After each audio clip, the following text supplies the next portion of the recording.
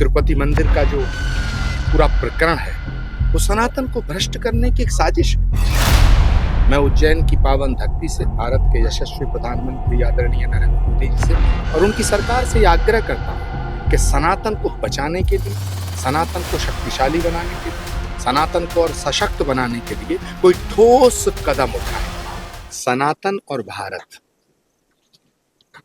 सनातन आगे बढ़ेगा, सनातन मजबूत होगा, सनातन सशक्त होगा, तभी भारत मजबूत होगा। भारत और सनातन, सनातन और भारत, उनको एक दूसरे से अलग नहीं किया जा सकता है। आज का यूथ विद सनातन का ये कार्यक्रम पूरे देश में, पूरे भारत में एक अभियान का स्वरूप लेगा। भारत के कोने कोने में जाकर इस कार्यक्रम को और इस भाव को भारत के जनमानस के समक्ष रखा जाएगा। मेरा पूरा भरोसा है कि अगर भारत को विश्व गुरु बनाना है तो सनातन को और अधिक शक्तिशाली करना पड़ेगा। आज सनातन को खत्म करने की साजिशें हो रही हैं, सनातन को भ्रष्ट करने की साजिशें हो रही हैं, और इन साजिशों में पूरी दुनिया की बड़ी बड़ी ताकतें शामिल हैं। और दुर्भाग्य की बात है कि सनातन को मिटाने की जो साजिश हो रही है उसमें भारत के कुछ राजनीतिक दल भी सम्मिलित हैं। तिरुपति मंदिर का जो पूरा प्रकरण है वो सनातन को भ्रष्ट करने की एक साजिश है।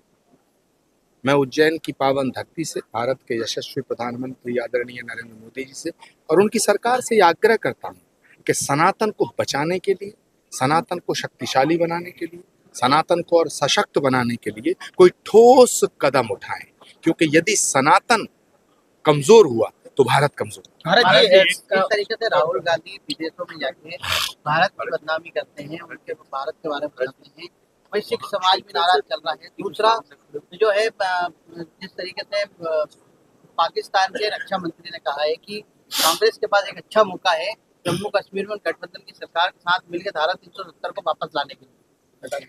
देखिए, राहुल गांधी जी उस पार्टी के नेता हैं जिस पार्टी ने इस देश की आजादी में एक महत्वपूर्ण भूमिका निभाई।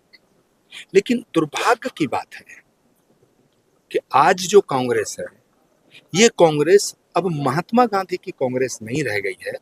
वो कांग्रेस जिसने देश की आजादी में महत्वपूर्ण भूमिका निभाई वो महात्मा गांधी की कांग्रेस थी। वो सरदार पटेल की, सुभाष चंद्र बोस की, मौलाना आजाद की, पंडित जवाहरलाल नेहरू की कांग्रेस थी। महात्मा गांधी की कांग्रेस आज मोहम्मद अली जिन्ना के रास्ते पे चल दी है।